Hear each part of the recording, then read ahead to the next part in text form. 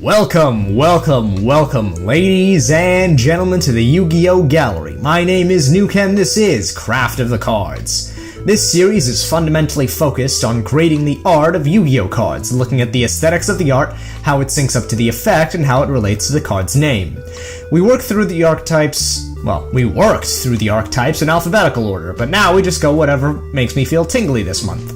We grade the cards out of 10, with 10 being an excellent card in both theming and effect, and a 1 being a waste of cardboard and man-hours. As I probably indicated in the comments section of my last video, Elemental Heroes are one of my favorite archetypes, and that's not just because I'm a massive GX baby, and have more residual fondness for that series than I do my own personal health. The Elemental Hero archetype is one of the most well-designed archetypes out there, artistically at least. I can't say much for the actual viability of most of the cards. The bright colors and interesting designs of a lot of the cards make them really awesome and make for a really interesting archetype. So, without further ado, let's stop chilling out with our crew in the schoolyard and get started on Elemental Heroes.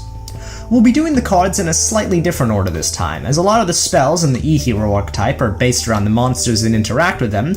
We'll be looking at the monsters arranged next to their support cards if they have any, but since I have a massive residual fondness for the original Elemental Heroes, we'll be starting off with those cards and then moving on in regular attack and level order. With that said, our first monster is Elemental Hero Bubbleman, and honestly, it's mildly disappointing. While the design of the monster is good, the effect is somewhat lackluster, being merely a card that's good for a top deck rather than anything that would relate to the design of the card. In terms of the monster design itself, it's pretty good. Taking inspiration from Batman with the gadgets and the pointed ears on the cowl, they managed to create a bulky design which works very well overall. It makes him visually distinct from a lot of the others and gives him a distinctive silhouette, especially with the tanks on his back. I like it a lot, but unfortunately, this card can't get more than a 4 out of 10. While the design itself is good, it lacks thematic linking with the effect, and the background itself is unfortunately rather lackluster, despite helping to emphasize the direction of the card. Bubble Blaster is his first support card though, and a pretty good one at that. The design of the card is pretty good. I like how the entire design seems to emphasize the direction of the card, moving from top right to bottom left, with the background light emitting from that point and the bubbles moving in that direction as well. The design of the blaster is pretty good. The modified rocket launcher design with the bubble fluid dispenser on top and the rotor blades replacing the middle. The effect works well, obviously increasing the attack of Bubbleman, though the protection effect is somewhat strange, though maybe the blast shield could explain that. In the end, it gets a 5 out of 10. It's decent overall, but nothing too crazy, so perfectly average. Their next card is Bubble Shuffle, and yeah, this one's pretty disappointing. It's a bunch of bubbles in a vortex, and while that technically works with the name, considering a vortex is technically just shuffling bubbles around, it could have been a lot more. The effect matches really well with the name though, allowing you to switch out Bubbleman for another Elemental Hero monster and switch your opponent's monster to defense position as well, shuffling up the field. Unfortunately, lacking art that shows off much of anything, it can't get more than a 3 out of 10. Bubble Illusion is a strange card. While I can get behind the concept, the very childlike nature of bubbles making the illusions link an easy sell, the fact that Bubbleman is dressed in a magician's hat and cape is kind of a weird place to take it. It's really weird, actually. I'm not much of a fan. While I can appreciate the thought behind it, with a magician being an illusionist after all, it just seems very out of place with the rest of the archetype, which does tend to take its superhero theming, as goofy as the designs can sometimes be, somewhat more seriously. The effect once again works well, allowing you to activate a trap from your hand, revealing that it was me, a trap card, all along! So tired JoJo references aside, this card gets a 4 out of 10. It's somewhat subpar, mostly for its lack of linkage to the rest of the archetype, and it's very out of place compared to them as well, so in the end, below average. Next up, we have Elemental Hero Clayman. Clearly based on the Thing from the Fantastic Four. He's a normal monster, so his flavor text is quite nice, with it alluding to his high defense values by saying that his clay body is built to last. The design of the monster itself is actually really good this time, the blocky geometric shapes segueing into the circular pauldrons and head. It makes him seem defensive without being overly aggressive as well, the rounded designs of his head helping to prevent that. The relative size of his head to his body also helps to emphasize his physical power and durability, the squares themselves alluding to a certain solidity of frame that makes it seem more enduring than other monsters. The background is basic and not particularly great, but the card in general is pretty good. It gets a 7 out of 10, a really good card all things considered, and one I really enjoy. His support card, Clay Charge, is a very thematically appropriate one. The effect and name match together really well, allowing the card to, upon activation, charge your Clayman into the opposing monster, destroying it and inflicting damage equal to Clayman's original attack to your opponent. It's a really nice connection. Shame about the art, though. It's honestly pretty disappointing. The main bulk of the picture being taken up by a fairly static shot of Clayman with some action lines around his arm to more make it try and seem more like he's moving. The background is also pretty generic, so this card gets 5 out of 10. The effect honestly saves it being an excellent thematic link between the name and what it does. Elemental Hero Avian is up next and has a really nice design. It's another normal monster with his text talking about how he pinwheels through the sky and gives us the name of his signature move, Featherbreak, which will be incorrectly translated into a spell later on. The original art for this card is really nice. From the background of vertical lines to his pose, hands pointed up and down with the wings sweeping inwards to avoid creating a broad silhouette, the art is all designed vertically, which makes sense given his aerial nature and the fact that they're trying to portray him as a super sleek guy. The small elements of the design help with this as well. The trio of feathered spikes on his head and the long clawed gauntlet he has on his left hand all work to make his figure seem longer. He's one of the more slim elemental heroes, with a more jagged outline than Sparkman, but not as bulky as Bubbleman or Clayman, which allows him to match well thematically with Burstinatrix, who will be coming up next. One small element of the design that weirds me out is the spikes around his abdomen. I don't really see a point to them, and they just make me think that he's worried that someone will try and touch his ever-so-perfect abs. The first art I'll give a 7 out of 10. There's some really good design and a clear point to it all that make it clearly above average. The second art is really good as well, representing the darker nature of the Supreme King. The entire art is darker, with the previously vibrant greens being muted and darkened, and the entire card seeming much more aggressive. The pose is diagonal this time, with wings spread and arms held aggressively to the side, looking like he's about to prepare to face off with someone to the top right. It helps a lot in making this card seem more dominating, more imposing, with a lot more presence, because the silhouette's much bigger and how he's drawn is very clearly much more spread out.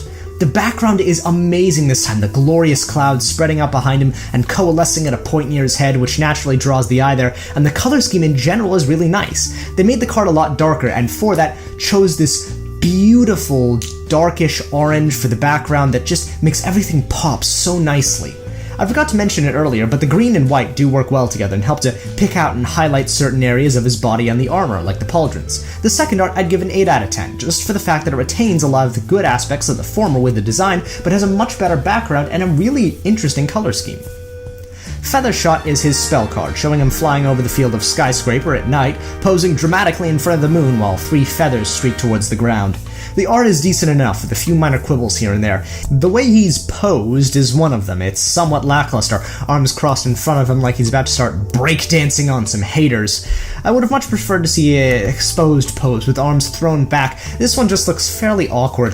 The effect is decent, relating well to the card's name, allowing Avian to attack multiple times, but only monsters, making it seem like he's taking down multiple villains with one massive attack. In the end, it gets a 5 out of 10. It's a good card, if a little uninspiring. Featherwind, on the other hand, is a pretty generic trap card. If it didn't require Elemental Hero Avian to activate it, I would just think it's another in a long line of wind support aimed at fucking over back row. Inasmuch as it continues that tradition with Avian, it's pretty good, but it's also pretty boring. It's just a green swirl of wind with feathers shot through it. It gets a 4 out of 10. While it isn't bad, there's not really much to say about the art, and while the effect works, it's just kind of boring. Elemental Hero Burstinatrix has an interesting history. While her Japanese design, I'll admit, is a bit much, it is thematically appropriate with her name being a portmanteau of Burst, a reference to fire probably, and Dominatrix, a reference to... well, I'm sure you can look it up. Inasmuch as the bodysuit symbolizes fire, it's okay, but aside from some base titillation, it doesn't do much to harm or help the card. The hair is probably the most interesting part, the 2 tones helping to keep this card visually interesting, aside from the contrast of skin to bodysuit, and the fact that it resembles charcoal going from grey to ash helps out a lot. The headdress is also really good, the gold standing out and complementing both the hair and the background. I like the way she's posed as well, giving the side eye to the viewer while holding up the two fireballs. The censored original art is more conservative, but makes me think that she's not wearing a bodysuit between her shoulders and her forearms, like the other one does. The background is pretty nice, the burning fire matches well with her overall theme, and these two arts are pretty interchangeable, honestly. I don't think anyone holds a particular advantage over the other, and I'm not inclined to get down and dirty with the whole is it right to cover up her boobs deal, so it gets a 6 out of 10. The alternate art has two versions as well, a censored TCG version and an original OCG version. Both are pretty similar once again with the same modifications, so they won't be receiving separate grades. It modifies the art slightly, but like the alternate avian art, moving into a more aggressive position, coming directly at the viewer with hands upraised, fire already burning in her hands. The background is once again much more detailed, showing a massive explosion as she rockets toward the player. It's a good pose, and it's well drawn, and the background is a lot better, so this one gets a 7 out of 10. Much better. Burst Return is her spell card, once again with two artworks, and once again the difference between the censored and uncensored art is negligible at best. The art this time is really good. I like how they've taken the more tamed version of the hair and given it a lot more presence here by having it flying around all over the place. I also like the visual effects of the red ribbons. It makes it look like she's rising from the abyss, and the angle at which we see her, where she's rising over us, makes her seem much more imposing. The effect is slightly weird though, and while it does fit what I would expect of a card called Burst Return, it doesn't make a lot of sense while doing so, if that makes total sense? God, that sentence was a mess. In any case, I thought it would relate more as a Monster Reborn type card for Burstinatrix or any of the fusions that work with her, but it still technically works with that. So in the end, it gets a 6 out of 10. It is above average. Elemental Hero Sparkman is the final one of what I term the Core 5 Elemental Heroes, and once these are done, we'll be moving into attack order like I do normally. Sparkman is my favorite of the Elemental Heroes, at least of the Core 5. The color scheme is a big factor. The blue and gold work so well together and make it very clean and nice to look at. The angular design and cool effects help as well, with the lights on his hand showing up well, and the cool helmet and back spikes giving him a lot more presence. The lights on his hands also really help, giving another point to the card and helping to light up the card much more interestingly. I find it interesting that Burstinatrix, Avian, and Sparkman all have different poses, with Avian being linear, Burstinatrix spreading out somewhat, and Sparkman, befitting his electrical nature, being spread out all over the place, with his legs and hands all in different directions. It gives them a lot of personality and makes each one of them look unique rather than just different designs in the same pose. This art gets a 7 out of 10. Despite a disappointing background, it's genuinely good to look at and makes me super happy. The second art is somewhat different. Once again, it goes for a darker palette, with the golds and blues being washed out for darker oranges and blacks, with Sparkman gearing up to let out a massive Kamehameha wave of electricity. I do find it ironic that the flavor text mentions that he wields a multitude of armaments, but he only has the one equip card. In any case, the second art is fine enough, but I really do like the bright colors of the original. It gives it so much more personality, and makes it seem so much more alive, so this one, unfortunately, only gets a 6 out of 10. Spark Blaster is the equip card for Sparkman, and it's pretty okay. The art is quite nice, looking fairly realistic as far as Yu-Gi-Oh! Art goes, with a lot of detail that helps it out. I like how it seems to be connected to Sparkman by a bunch of wires drawing power from his armor in order to shoot, and the fact that it is shooting out something is pretty nice as well, instead of just being a stock photo of a gun. The card's background is decent enough and helps to direct one's eye in the direction of the shot, the action lines seeming to draw one eyes to the bottom left where the gun is being fired. It's a decent card with a good effect, and you can explain the position-changing effect as electricity making the monster spasm. It seems to check out in any case, so it gets a 7 out of 10. Once again, pretty nice card. Moving on to the monsters in order of attack now, we start with Elemental Hero Nopsy, the Nopsy being German for bud. This one's fairly lackluster actually, with the central conceit being later on that it can transform into a different elemental hero. As a baby version of that evolved hero, it works okay with the exaggerated eyes and the weird blush on its cheeks, making it seem much more small and childlike, along with a generally more cartoony aesthetic that comes with it being a living plant.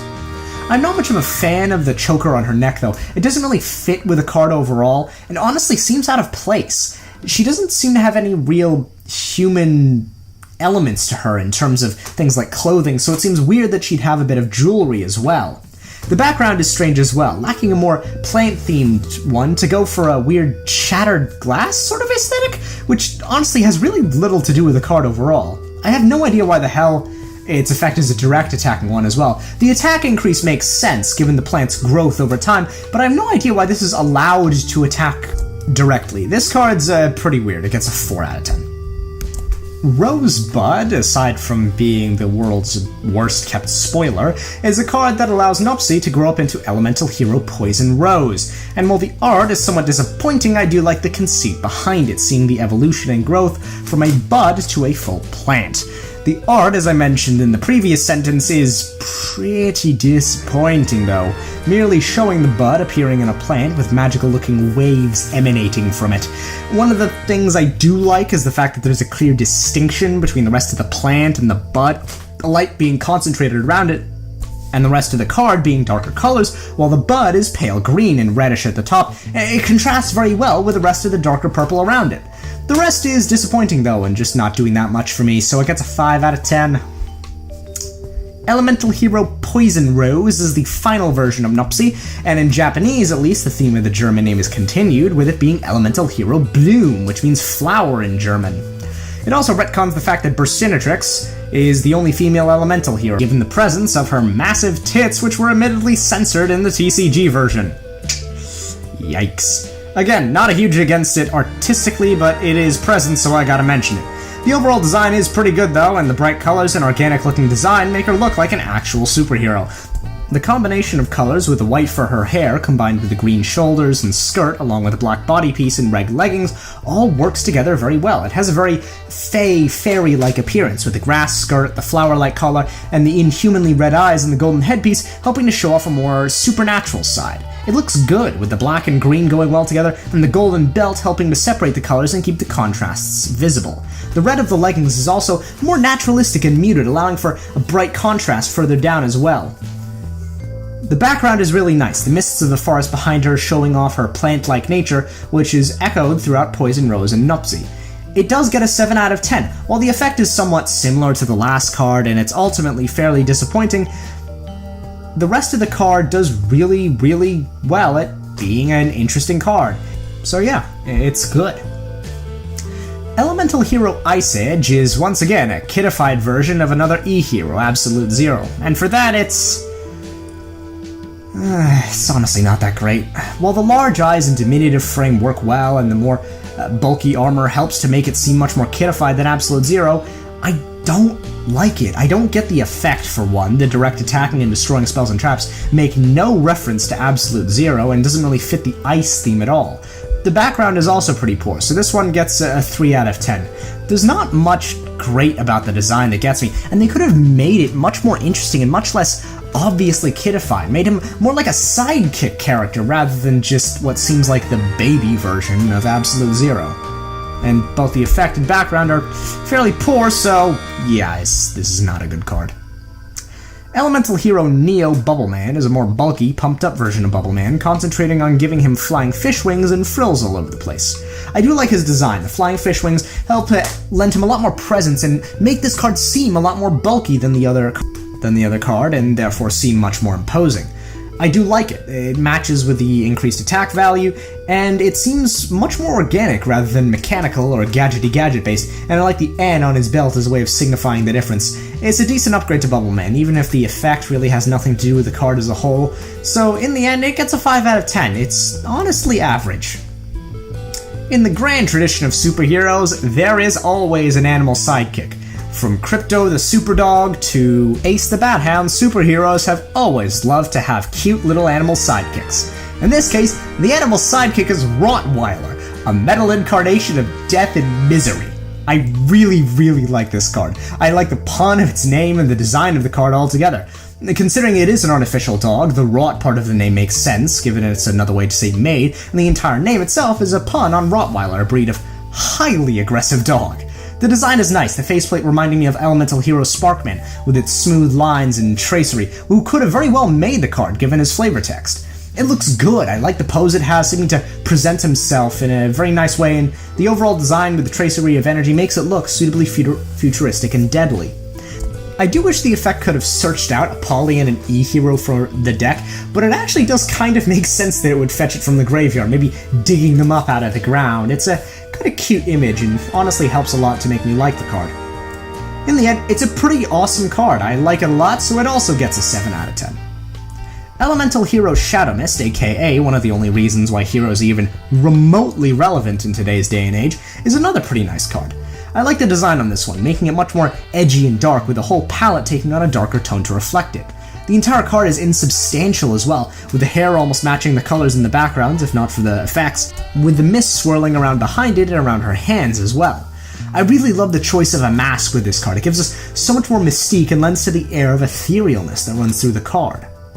I do also like that the effect for this card allows you to add a mask change card from your deck to your hand. It makes me think that her power is something related to shapeshifting, which would explain the blank face mask really well, considering the mask change cards would allow her to change identities, as it were. The secondary effect only reinforces that, with it seeming to replace itself once it hits the graveyard. It also seems, at least, to be a dark version of Elemental Hero Voltic, which is our next card and shares its attack and defense, and while it doesn't share a huge amount of elements in the design, it's a useful symmetry I thought worth noting. It's a really nice card overall, with some really awesome elements that make it clearly above average. This card gets an 8 out of 10. Honestly, it's really nice, and I like a lot of things about it. Elemental Hero Voltic is a really cool looking card. Sadly, that's about all I can really say about it. The background is actually quite nice this time, the entire thing resembling lightning bolts all centered at his chest, making a lot of sense given his electrical nature. In terms of the two electricity-themed superheroes, I do like Sparkman a bit more though. The purple and gold with a silver trim is just off to me. I don't think it comes together well. I think that's the shade of the purple, and in my opinion, gold or this sort of bronze needs to be matched with darker colors to be useful and to stand out more. They're bright and they should be easily contrasted to the colors around it, not looking slightly out of place with a very light purple. The effect is also pretty unfortunate this time. It doesn't really have a link to the art or what someone might expect of a card like this, so unfortunately it can't get more than a 4 out of 10. While I do like some things about it, ultimately the color scheme and the effect all don't really do much to help me. Elemental Hero Woodsman, on the other hand, I like quite a bit more. The art in general is pretty good this time, and I do like the kind of tree barbarian aesthetic with the fur leggings and the loincloth. The angle at which the card is drawn implies a lot of dominance as well, with us looking up at the hero as he towers over at us, glowering at us through red eyes. The design is pretty nice. I like the dual nature, showing off the green skin and wood-covered parts of his body. It's a really nice touch and makes me think he'll have some cool powers. The background helps this as well, with a card covered in leaves with a small opening at the top right, the contrast drawing our eyes to the head, while the sunlight casts rays over the rest of him, drawing us naturally down to the rest of his body. It's pretty good, and I like a lot of the art. The effect unfortunately is somewhat lackluster though, but overall it's a pretty good card, so it gets a 6 out of 10. Elemental Hero Flash is their next card, and much like Voltic and Sparkman, it's an electricity-themed hero. Man, they really liked making these for some reason. I do actually quite like this card though. I feel like the colors actually work much better than Voltic this time. The dark blues and bright reds honestly contrast very well with each other, and seem to work really well at creating an interesting color scheme. I also do like the fact that it's chased with silver on the gauntlets and the scarf in particular, and the pose this time is something I really do enjoy. It matches his name really well, the light bursting from his body and the long helmet and lightning bolt designs helping it to seem like power is being gathered in his core, the scarf fluttering up, helping with that. The effect unfortunately has no real relation to the card as a whole, so in the end, this card can't get more than a 5 out of 10. It's basically just about average. The color scheme works, and I do like a lot of things about the card, but unfortunately the effect doesn't do it that much for me. Next up, we have Elemental Hero, haha, 420, blaze it out, we joke, bruh. It's Elemental Hero Blazeman, guys. Now, if you'll excuse me, I need to go and find my old noose. In any case, I don't like this card. While there isn't anything too wrong about the art in how it's drawn, the design is all sorts of weird. What the ever-loving fuck are those things on his back? Like, honestly, what are they? Are they meant to be like rocket boosters? If so, then they're the most anemic-looking ones I've ever seen. What's the back of his head? Is he like a spirit of fire? Or did he just decide that setting the back half of his body on fire would make him run faster at the enemy? Why does he have two massive diamond tit cups on his armor, and why are they so weirdly disappointed. I mean, honestly, there's so many things about this design is just terrible. The background is mildly better, helping to draw emphasis to the fist, which is attempting to assault your eyes with its presence. And the effect is pretty terrible in terms of relatability. It's not doing much to blaze it up, instead being a copy effect, which seems really out of place on a big fire guy who's trying to punch you in the face. In the end, it gets a 2 out of 10. This is just disappointing. Elemental Hero Lady Heat is a distaff counterpart to another monster, Elemental Hero Heat, and is utterly typical of that sort of design. She, of course, lacks a full face mask, going for her headdress instead, reminiscent of Burstinatrix. One element of the design I will criticize is a weird gartered stocking thing on literally one leg. I don't know why it's only on the one, and I guess so it's just we get that thigh gap. Other than that, the background is decent, the effect is thematically relevant, it's average, so yeah, 5 out of 10. Elemental Hero Solid Soldier is from their newest bit of support, and oh, I see what you did there, Konami, you sly fucks. Alright, anyway, it's from the latest bit of support in the 2018 Mega Tens, and is alright. I do like a lot of the elements in the design, it looking like a mirrored warrior, it's decent. I like the contrast to the purple and silver as well. While I think it would have been a lot better if they decided to go with a more fabric-like design for the rest of the card, with the armor standing out from it more, the rest is still fine. The spiky shield-like design works well, and the segmented plates look sleek and well polished. It's fairly generic, but works well enough. The effect is a little weird. I might think that it works by reflecting his image or the image of other heroes, given the fact that he seems to be kind of almost polished to a mirror shine, but in the end, it gets a 5 out of 10. It's decent enough, all things considered. I actually quite like Elemental Hero Ocean. The design looks really good, the background is really nice. I like the fin-like design that goes throughout his body, and the way he's dressed and looks are really sleek and well done. I do like the Fishman Barbarian sort of look, lacking the armor on his chest and going through a metallic loincloth and shin guards. I don't like the green and red lights on his staff though, they look kinda weird and make it look too technological in a way. I would have preferred for him to be a bit more primitive, more primal and connected to the sea. I do like how his knee pads are designed with the orange studs in them though, it helps to add a nice bit of color to the art overall and helps to distinguish it a bit. The background is good, and while the effect doesn't match too well with anything the card does, it doesn't really take away from the card as a whole, so this card gets a 5 out of 10. I really do like the design, which actually probably draws a lot of influence from the superheroes the like of Aquaman and Namor, the Submariner. Elemental Hero Wildheart is pretty cool. Again, I do love the whole Jungle Conan thing he has going on, with the massive sword and the tribal tattoos. The thing I love for most though is the hair. Despite only really coming out in the top right of the card, it does lend so much presence to the card as a whole, giving him a bit more personality and not just confining him to big, gruff, angry tribe person who punch with fists. I like the background, despite it not really being much of anything, mostly because the green contrasts so well against his skin and hair that it just brings it to the fore in such a great way. The red for the tribal tattoos is really nice as well, with it popping out nicely against the darker colors of the rest of the card. The effect I rationalize as having something to do with his tribal nature, allowing him insight into traps laid by the enemy, as it were. This card gets a 6 out of 10. It's pretty nice, all things considered. Cyclone Boomerang is the support card for Wildheart, and it looks pretty good. I like how the card is drawn, the dust and visible wind kicked up around it, helping to lend it a palpable sense of motion, not something that's easy to do, as some cards can attest. The wind being kicked off is the main reason for this, the way they're drawn helping to show off which direction the card is flowing.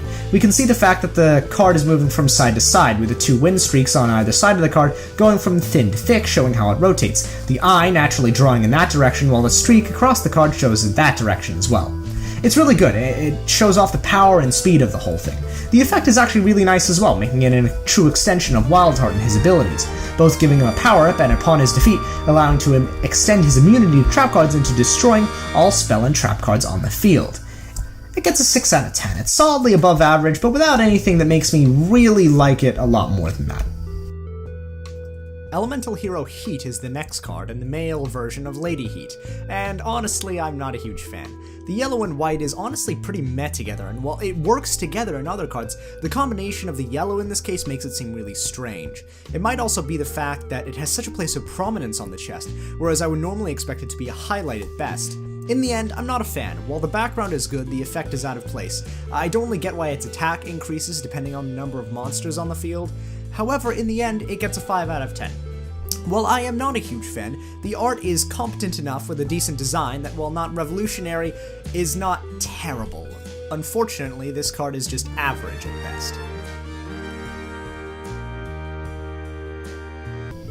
On the other hand, I really do like Elemental Hero Prisma. It's a good card with a really sweet design, thematic effect, and background that, while it really doesn't have much going on, helps to emphasize key elements of the card itself. It's really nice. The design is where we start, the clean geometric lines matching well with the name, being prisms all over the body.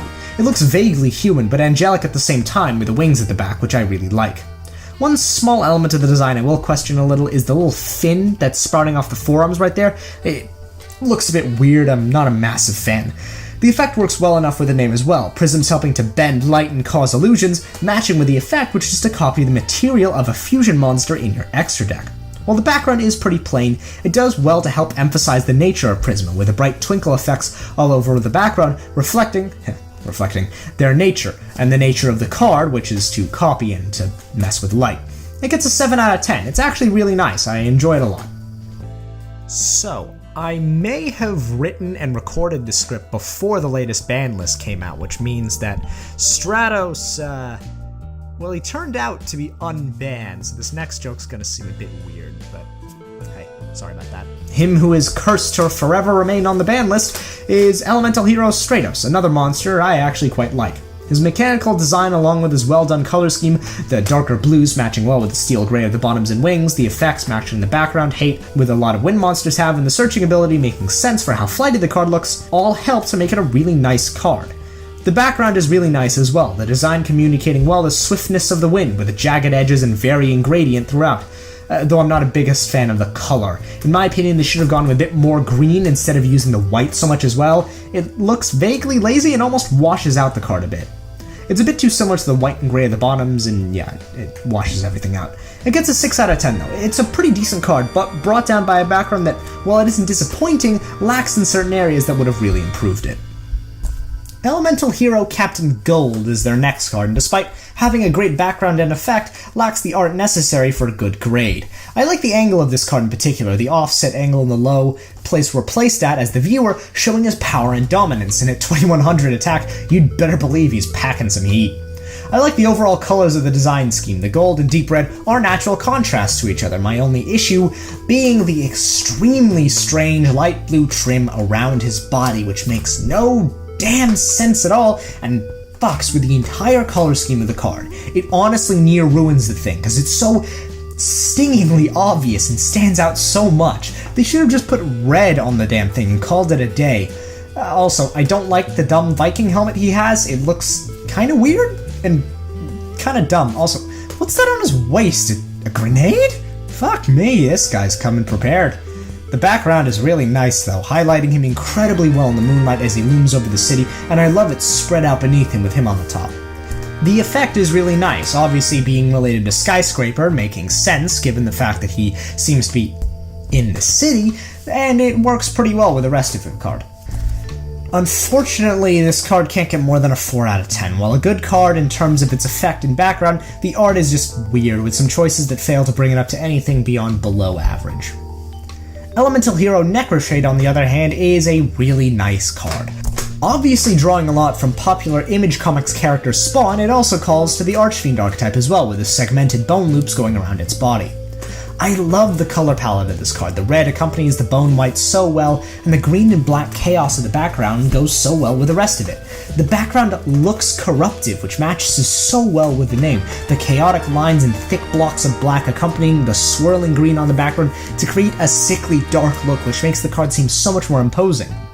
I also love the tiger stripes on the face. It draws the eye and helps to make the card look super tribal and evocative of the wild, helped a lot by the posing, which seems animalistic and near feral. The pauldrons are a bit much though, being a tad too oversized for my taste, and make the card look slightly too goofy. The effect is good as well though, and helps to solidify the tribal theme. The fact that this is a tribute monster, allowing the summon of a level 5 or higher elemental hero monster without tribute, seeming to imply a sacrifice in order to get monsters out easier, which fits very well with the tribal theme. For some really good art, a nice background, and a cool effect, it gets an 8 out of 10. Really nice. Elemental hero Blade Edge is their last main deck monster, and from what I've been told is based off of Iron Man, though I feel like Sparkman would have been a much better candidate for that theory myself, even having an electrical version of the repulsor blasters on his hands. Blade Edge just looks a bit too bulky to be a true representation, maybe being evocative of the Hulkbuster armor, but that's not even something that Iron Man would really like to use a lot, and it's not really part of his main aesthetic, so it seems slightly out of place. The design overall, though, is competent enough, with a good, if slightly gaudy color scheme, and the green gems rescuing it from total tackiness. And the blades look cool. The visual shine coming off of the point is a quick shorthand to indicate sharpness, and while the jet wings stapled to his back are slightly strange, they make it look like it might get some speed, which would make sense if you're insane enough to try and dress yourself in power armor and then use the most impractical blade design in the world to try and slit up all those who would oppose you. The background, while plain, does contrast well with the card overall, and the lines on his back help to lend to a sense of readied motion and helps to emphasize the line of action within the figure itself.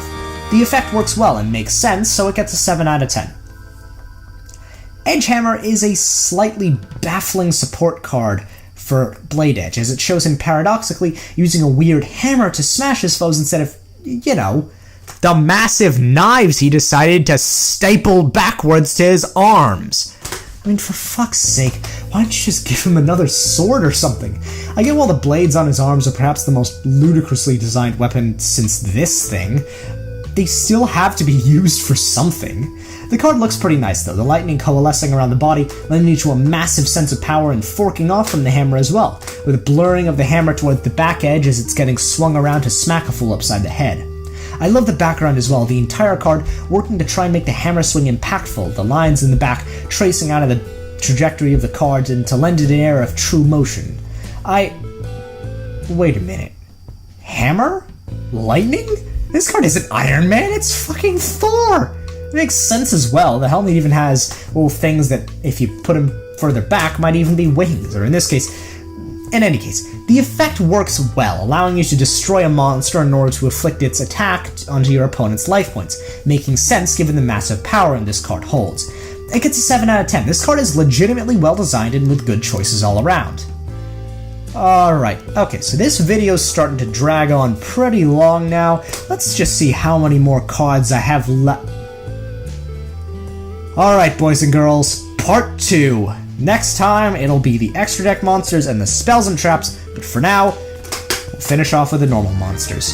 Thank you very much for watching. Please remember to like, comment, share, and subscribe, and hit that notification bell to get updates on all my future videos. Without further ado, this is Nuke, at least for part 1, signing out.